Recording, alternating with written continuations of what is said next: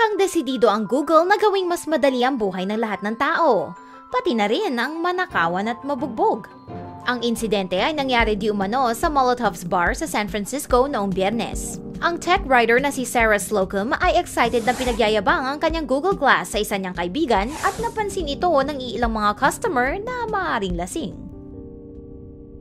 Inakusahan nila di umano si Slocum na kinukunan daw sila ng video gamit ang Google Glass at pinagmumura nila ang babae sabay hagis ng basa at maruming pamunas mula sa bar.